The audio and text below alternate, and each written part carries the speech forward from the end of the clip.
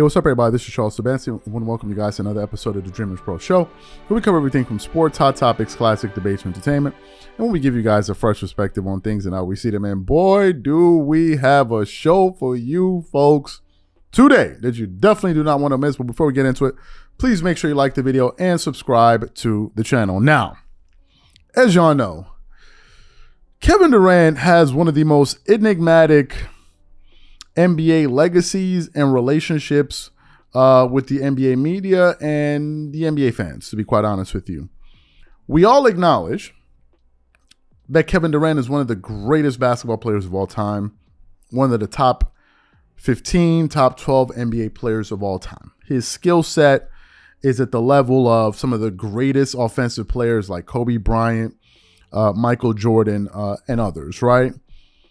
But at the same time, he's also one of the most temperamental stars in the game. He reads a lot of the things that people say about him, and he's very vocal on his own behalf. If you say something about him that he doesn't agree with, he's going to go out there and make his feelings be known. That's just the Kevin Durant way. Now, back in 2017, if I'm not mistaken, after the Warriors had blown a 3-1 lead, KD decided, hey, let me go join these boys, even though we had played them in the playoffs on their way to the finals and lost to them, and we were up on them 3-1, if my recollection serves me well. He decided to go join that team. And when he joined the team, people like, for example, Stephen A. Smith were saying that it was the weakest move in NBA history, which actually created some friction between him and Kevin Durant's camp, and he always used to joke about it with the kind of back and forth that he used to have with Kevin Durant's mother.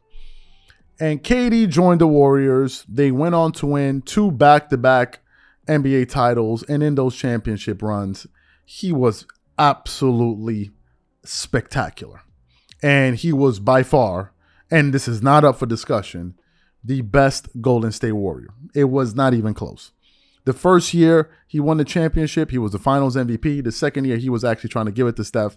Voters were like, nah, son, you that dude. Like, we're going to give it to you, right?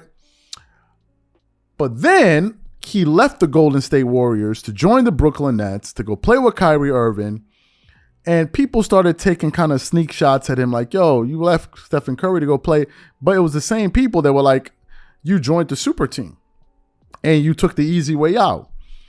And then when Stephen Curry won his 4th ring last year against the Boston Celtics, it created this whole new conversation, which is, what has KD accomplished since he left Golden State? What has he done without the help of Stephen Curry? And I think it created this new conversation around him where disrespect started to come in. People tried to water down his legacy, like, nah, he's not really that great. He only won that because he was on a super team. And this week, there was this kind of back and forth between KD and Charles Barkley, and Charles Barkley's always making his feelings known about you, especially the back of the bus driver and all of that. So they were discussing this on ESPN, and it got to the point where Brian Windhorst was asked to comment on it. And let me tell you guys something. I have never seen Brian Windhorst react the way that he did on television like yesterday when it was time for him to talk about Kevin Durant. He absolutely destroyed the Kevin Durant critics. So for those of you who didn't hear what Brian Windhorst had to say, we want to play it for you in its entirety. Take a listen to what Brian Windhorst had to say here, and then we'll come back and react to it. Take a listen to his comments. A couple of things really fire me up. One is anybody who denigrates a title. Now, look, I will never be on the same plane as a man like Kendrick Perkins who went through the battles and has the ring to show for it, okay? But I have followed very closely, side by side, many championship teams, going along on all those road trips with them, being in those locker rooms. And I can tell you, winning a championship is so damn hard. I absolutely refuse to listen to anybody say, well, if A or B or C or D didn't happen, or this one isn't as valuable as that one, or this happened, or asterisk or that.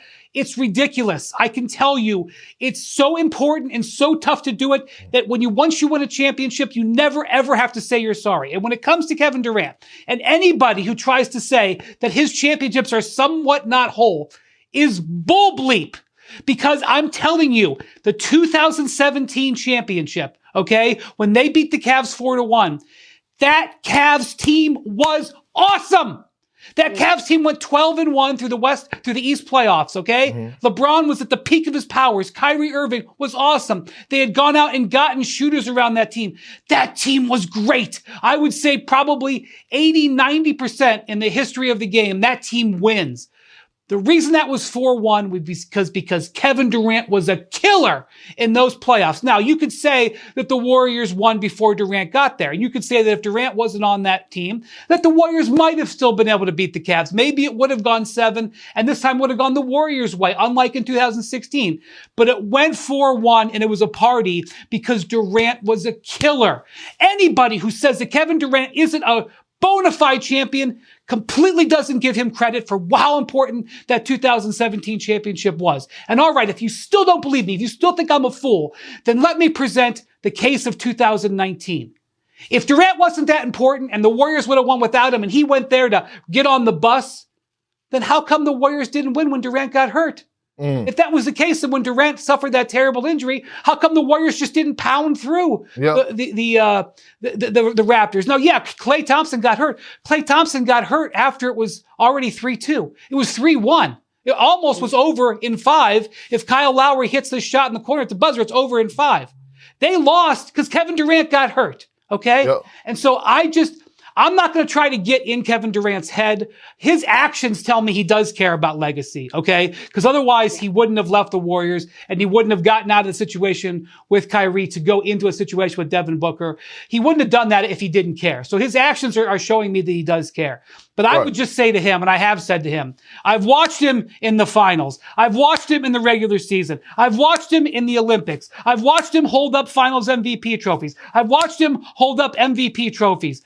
He doesn't have to do anything to anybody to prove himself at all. Now, if he still wants to do it because he's a competitor, God bless you. And you absolutely can win with this Suns team.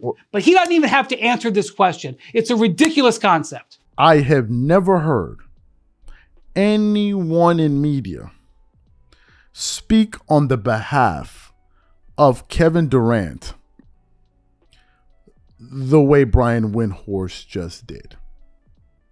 He basically destroyed all of the Kevin Durant detractors.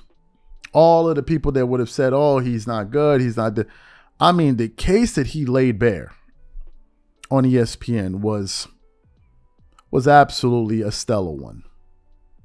And the fact of the matter is, most people cannot knock Kevin Durant for his basketball game. They cannot do it. They can't really criticize him on a basketball level. So what they try to do is criticize him maybe for his temperament or maybe some of his basketball decisions. But if we look at Kevin Durant in a vacuum, he's one of the greatest players of all time. That's number one. And no matter what people say, even if Stephen Curry won his 4th ring, Stephen Curry does not win those championships without Kevin Durant. He was by far the arbitrage in those series. He was the delta between them losing and winning. If you saw it, you saw it. There's no level of twerking we're going to do to try to diminish what KD did. It was incredible. I mean, incredible. Hit some of the most classic, memorable, indelible shots in NBA history when we're talking about in the finals. So this is my take. What I want to know from you guys is, what do you think about the case and the words Brian Windhorst had to make on the behalf of Kevin Durant? Whatever you guys think, leave your thoughts in the comment section, and we catch you guys on the next show.